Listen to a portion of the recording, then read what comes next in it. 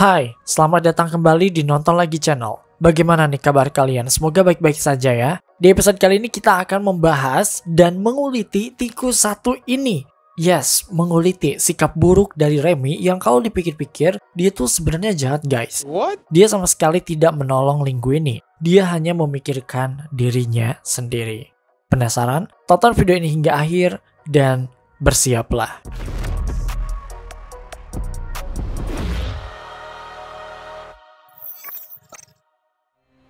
Guys, Inside Out 2 menjadi film Pixar terlaris dan bahkan menjadi film terlaris di dunia tahun 2024. Gila ya, film animasi bisa mendapatkan semua hal positif ini, baik dari segi review maupun komersil. Dan cuma Disney Pixar yang bisa melakukannya. Keren banget ya.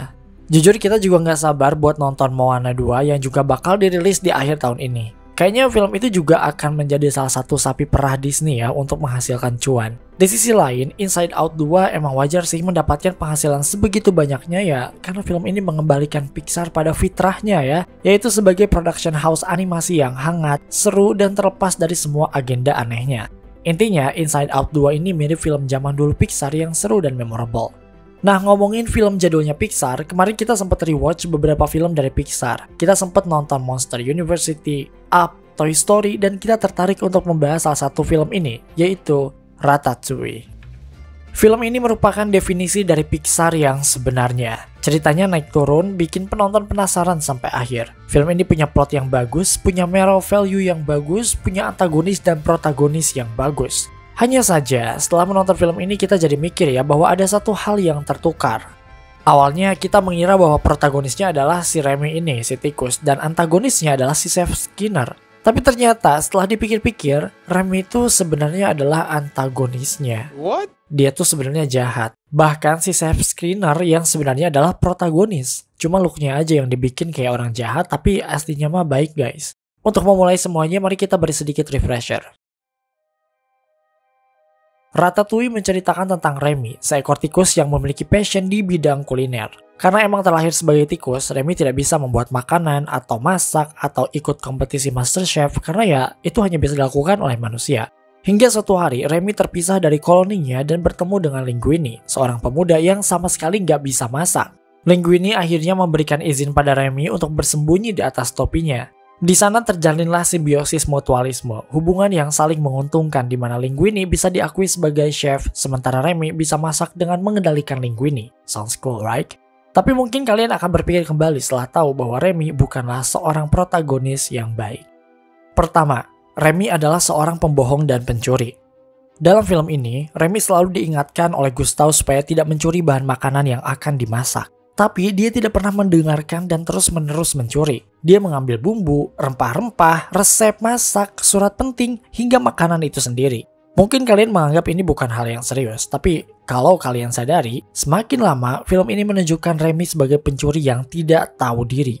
Awalnya dia emang nyuri kayak rempah-rempah doang, sebiji stroberi, dan hal kecil lainnya.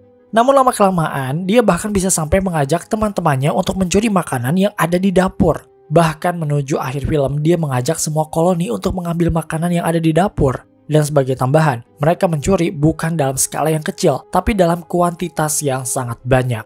Bayangin satu ruangan penuh dengan bahan makanan, tapi dicuri sama tikus.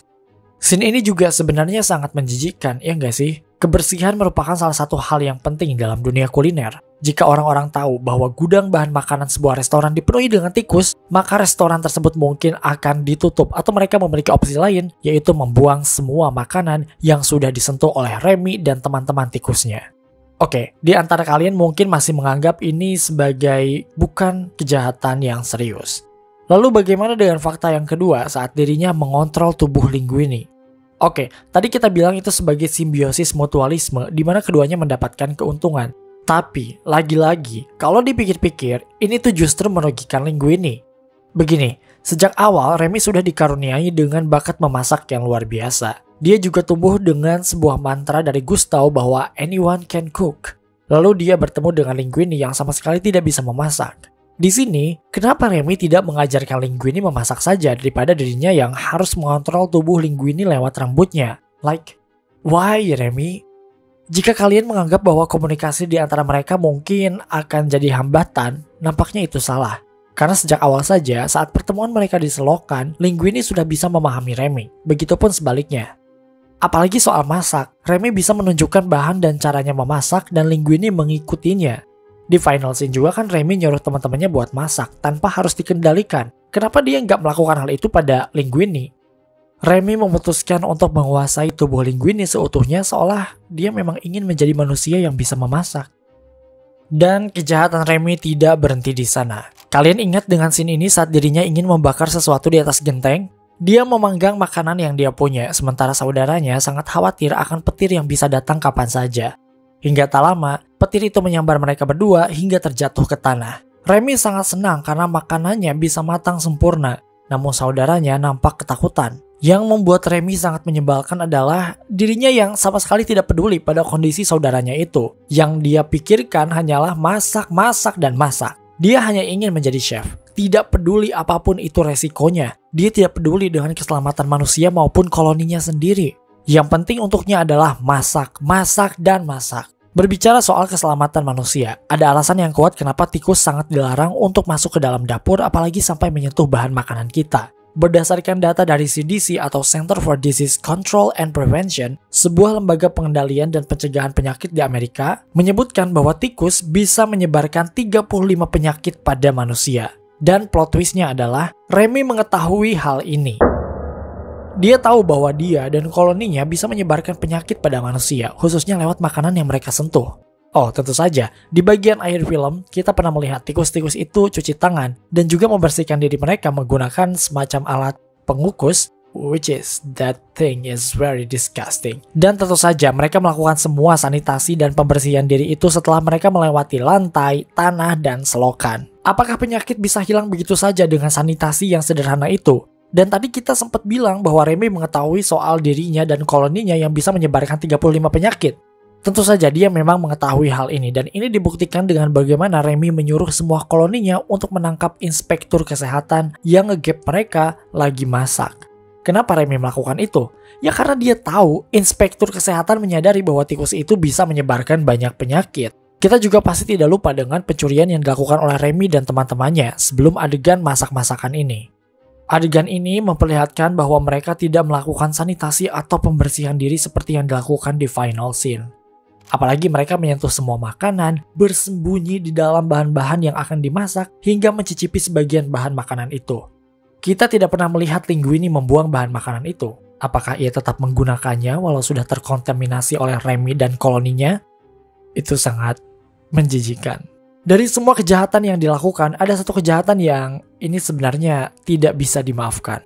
Seperti yang kita sebut sebelumnya, Remy hanya peduli pada dirinya sendiri. Dia tidak peduli pada keselamatan manusia, bahkan keselamatan koloninya sendiri. Begini, kita mengetahui satu hal penting dari Remy di awal film, bahwa dia memiliki kemampuan untuk membedakan makanan yang aman dan beracun.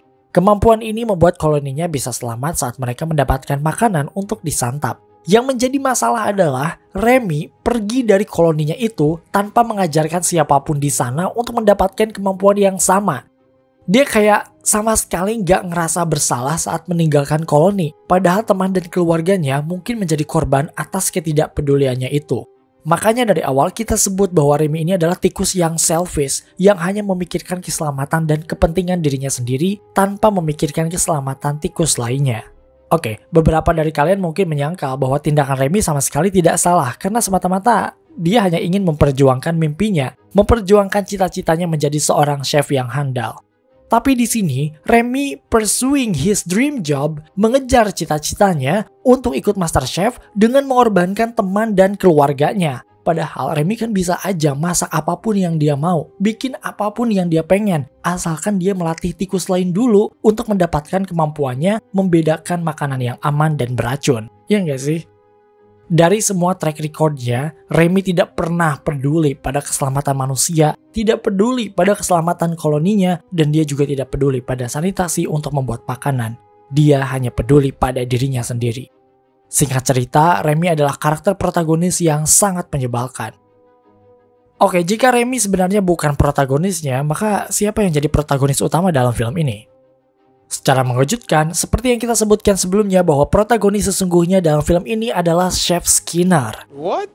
Kita minta kalian coba rewatch lagi film Ratatouille dan coba lihat kesalahan apa sih yang dibuat oleh Chef Skinner ini sampai dia disebut sebagai karakter jahat dalam film ini. Sebenarnya kita melihat Chef Skinner ini sebagai karakter jahat ya, hanya karena dia itu memiliki look seperti orang jahat. Padahal aslinya dia adalah chef yang berbakat dan punya jiwa kepemimpinan yang bagus. Makanya dia tuh jadi kepala toko di restorannya si Gustav. Dia benar-benar tahu caranya masak, dia mendengarkan semua staffnya. Bahkan dia memberi kesempatan pada Linguini, seorang garbage boy alias tukang sampah untuk memasak. Lalu apa yang membuat Chef Skinner bisa dibilang sebagai orang jahat hanya karena dia mungkin terlihat galak? Dan jika kalian sadari, Chef Skinner sebenarnya adalah orang yang pandai dalam berbisnis. Sebagai pewaris dari restoran Gustav, Chef Skinner memiliki ide yang cemerlang dengan membuat makanannya dalam bentuk frozen food. Ini adalah sebuah langkah yang bagus karena dengan cara ini, semua orang bisa merasakan masakan dari restoran Chef Gustav yang mahal. Dengan cara ini pula, restoran ini bisa menjangkau lebih banyak customer dan membuat nama restorannya semakin terkenal. Itu bukanlah suatu hal yang jahat. Justru itu adalah langkah yang tepat supaya restorannya bisa tetap eksis. Syukur-syukur bisa profit alias untung setelah pemilik sekaligus chef utamanya meninggal. Apalagi Chef Gustav ini adalah highlight utama dari restorannya. Tidak hanya itu, dia juga benar soal Remy yang bisa membawa banyak penyakit. Dalam film ini, Chef Skinner berusaha untuk menyingkirkan Remy bukan karena takut posisinya direbut oleh seekor tikus, tapi dia mempertimbangkan masalah penyakit yang bisa menjangkit staff dan customernya. Ini terbukti dengan yang ditampilkan di ending saat restoran Gustav ditutup atas laporan dari inspektur kesehatan dan juga Chef Skinner yang sebelumnya mereka melihat segerombolan tikus di dapur restoran Gustav. Kalau dia pengen mendapatkan tahta tertinggi di restoran itu, dia tidak mungkin melaporkan hal ini karena bagaimanapun dia akan kehilangan pekerjaannya. Tapi Chef Skinner, dia tetap melakukannya. Satu lagi, alasan dia tidak ingin Linguini tahu bahwa Gustav adalah ayahnya adalah karena dia tidak mau Linguini yang operate the restaurants. Dia nggak mau si Linguini yang menjalankan restorannya. Dia sadar bahwa Linguini bukan orang yang tepat untuk menjalankan bisnis. Lagi-lagi ini berhubungan dengan bisnis frozen food yang dia jalankan. So, tidak ada kejahatan yang dilakukan oleh Chef Skinner. Alih-alih mungkin Remy yang telah melakukan kejahatan yang sebenarnya. Oke guys, itu dia teori gelap Disney Pixar part 59. Apakah kalian setuju dengan teorinya? Komen di bawah.